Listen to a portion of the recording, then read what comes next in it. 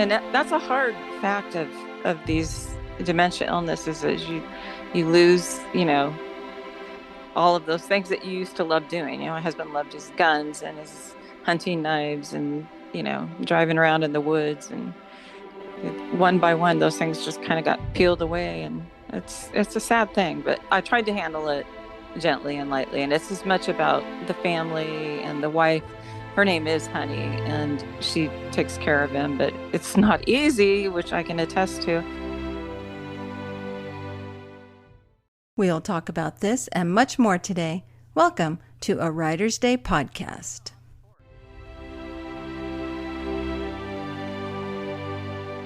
Hey everyone, welcome back to Writer's Day podcast. I'm so excited to have you here with me again today. My name is Ruth Douthit, and I'm an award-winning, multi-published author, and I welcome you to my podcast. I created it for you, folks who want to listen to amazing, award-winning, best-selling authors like my guest today talk about their new stories, but also their writing journeys, because they're so inspirational.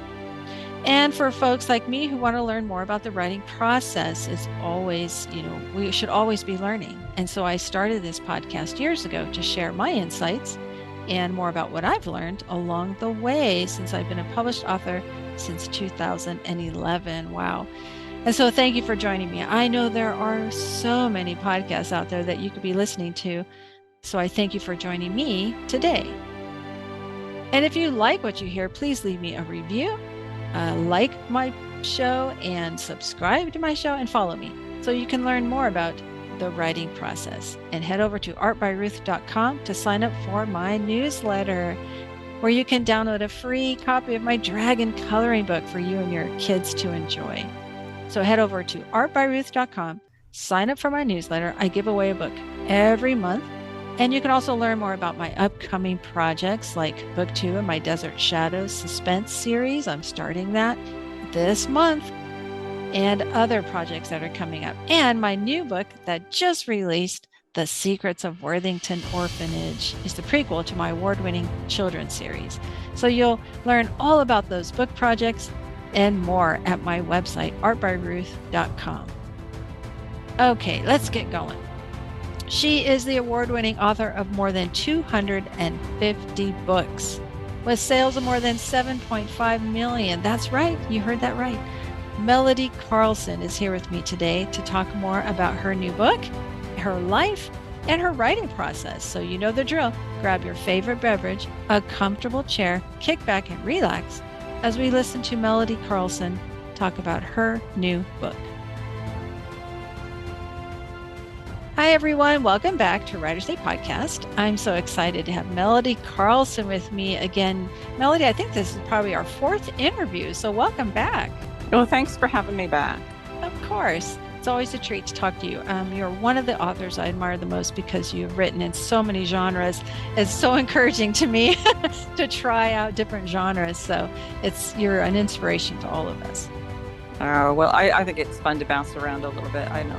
I don't think I could just stick to one Sure. Yeah. That's kind of how I am too. I'm settling into suspense. I really like this. I think it's my favorite, but I think I'll always write dragon books too on the side. Yeah, why not? Do you find that your writing process has changed over the years then? Oh, yeah. I mean, I've slowed down for sure, which is a good thing. I think I was writing too much looking back, but the opportunities would present themselves, and I just got in the habit of, yes, yes, yes. And now I'm like, nope, I'm just going to do, 2 or 3 books a year, which some people go, what? 2 or 3?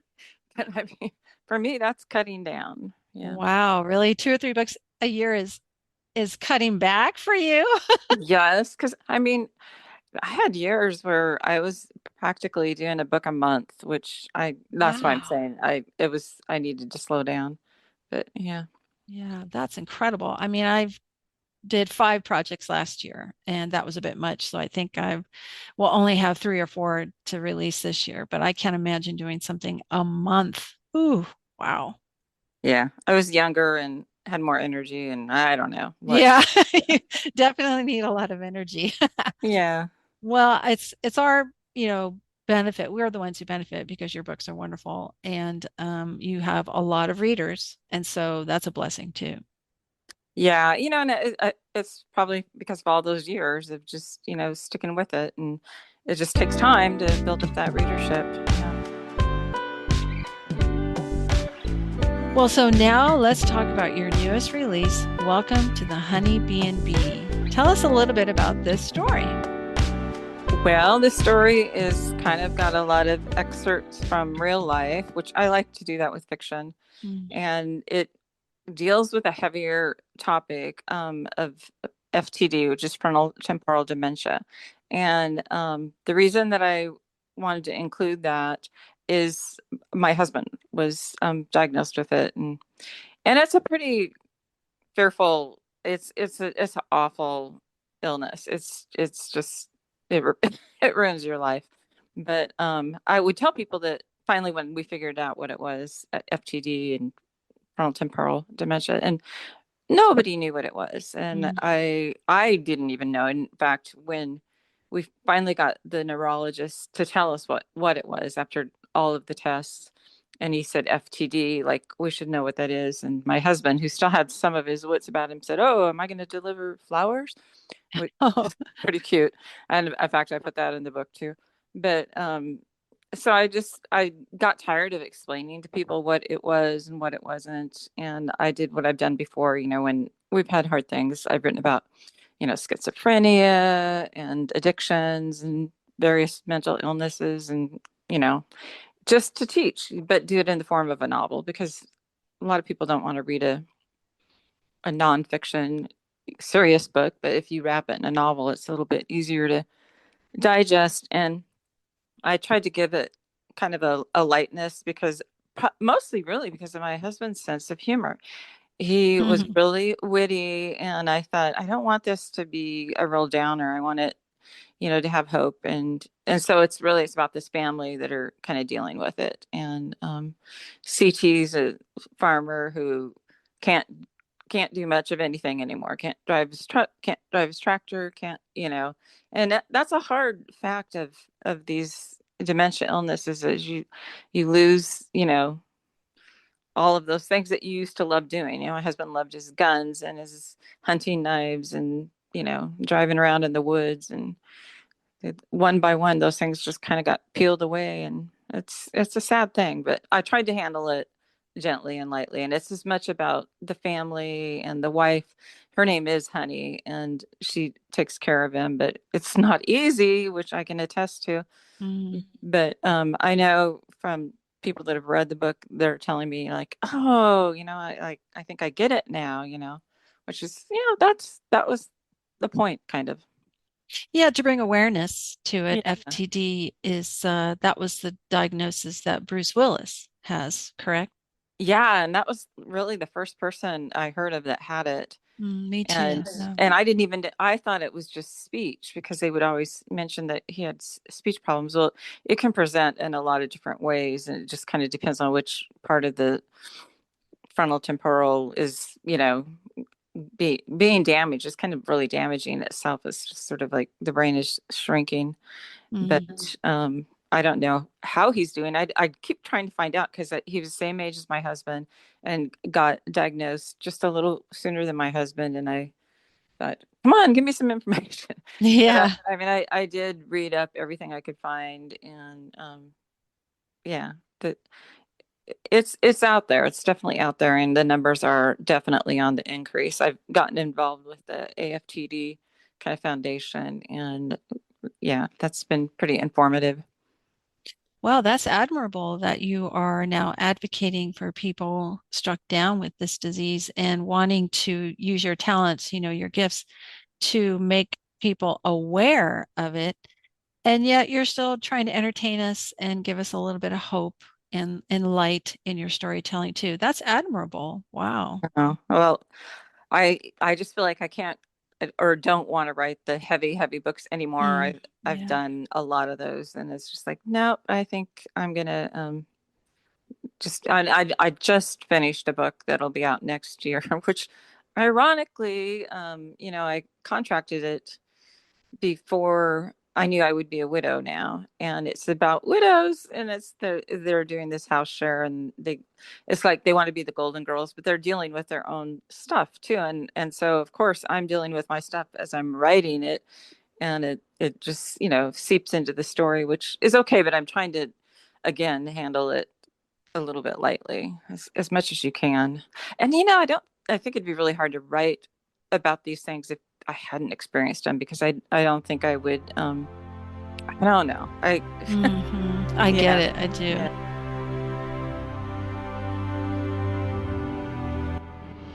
I work with people suffering with grief and through grief share, and one of the things that we stress a lot is to express yourself, your grief, what you're going through writing. So, did you find that writing this story and the one you're working on now, that releases next year, has been a little bit of therapeutic for you? Yeah, it definitely was. I mean, I think there were times when it was just really hard, heartbreaking hard, but maybe that was therapeutic too. And the one that I just finished, I felt like I was learning things about grief that I really didn't know. And just there's kind of a different grief when you've been the caregiver and your spouse dies, and really PTSD is pretty common. And I kind of felt like I had that when it was all said and done. Like I just was really jumpy and just reacting differently than what I felt like would be traditional grief. Not that there really is traditional grief, but you know what I mean. It's Yeah, I just, hear what you're saying. Yeah, yeah. that's true. Absolutely true. It's quite a shock. People don't understand. You lose your loved one, but there's secondary losses too, your identity. Some people lose, their job. My friend lost her husband and who is the pastor. And so she lost her identity as a pastor's wife. Oh, And wow. they lived at the church, so she lost her home and Oh, she lost her job. So now she had to go and reinvent herself. And so yeah, I mean, a lot of people forget that there are secondary losses involved, and it's definitely a process, a shock to the system too. It's really a shock. yeah. And I kept thinking, because I had the forewarning that I knew it was a terminal illness, that it would make it easier somehow, but I think part of my shock was that it wasn't easier. Yeah. It was way more traumatic than I imagined. And I have a pretty good imagination. So yeah, I just felt a little bamboozled, maybe. Yeah. Yeah. And so as you were writing your character, Jewel McCary, you chose for this story to be a daughter losing her father. How did that come about? Well, it's really both her mother and her, but I just felt like it was too big of a load for the mom to carry alone. I know Sure. that's so funny, because here I've been doing it, but also being on a farm, and I made her husband CT a little crankier than mine, which I was really blessed that my husband was really kind-hearted, but and CT is too, but he might be more typical of somebody with dementia, because they do get cranky, and understandably so. There's a lot going on. But so Honey is his wife, and he raises, or not raises, but he honeybees, and he's a beekeeper. And that's the one thing that he can kind of still do. And he loves the bees, and he loves the buzz, the hum of them. It kind of makes him peaceful. And so, anyway, the daughter, when she decides that her mom needs help, and I think she just wants to get out of the big city too, and she's got a teenager who is kind of a handful. And so she packs him up and sells everything and goes off to help mom and dad. And then what ends up, she realizes financially they need some help. And so she just gets this idea for doing a B&B, and CT, the dad, names it the Honey B&B, because he loves honey. He loves his honey, his wife, and he loves his honey peanut butter sandwiches.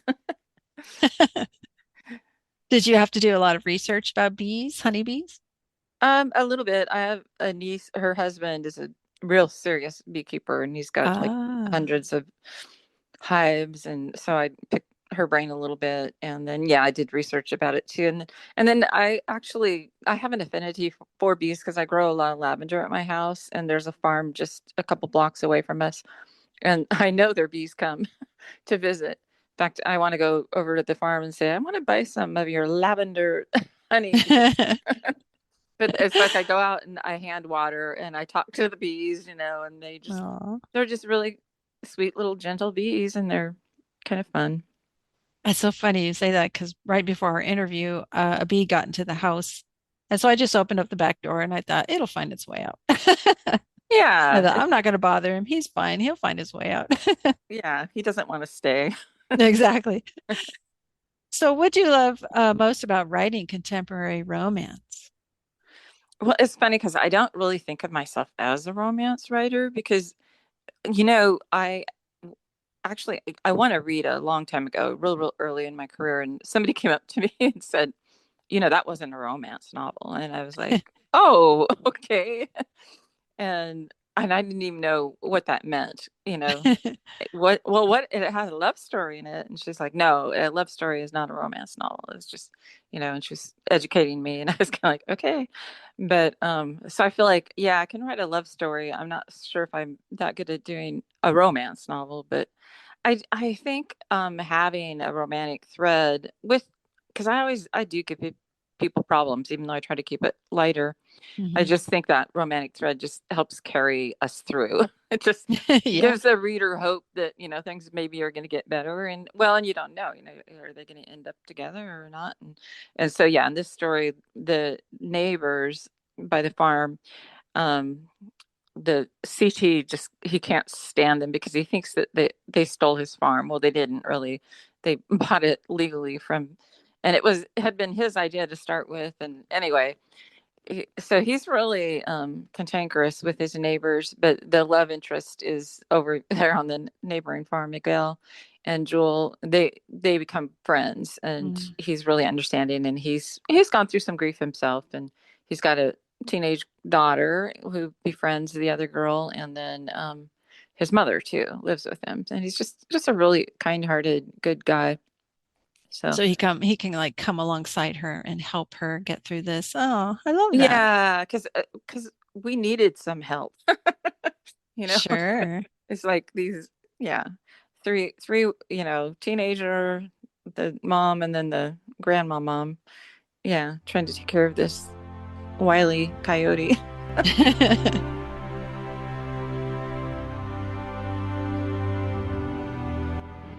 Now, as Christian authors, we love to put themes of hope and love in our stories. And even though this has pretty heavy topic, you still kept it lighthearted. And so you have themes of life and humanity, but also love and forgiveness.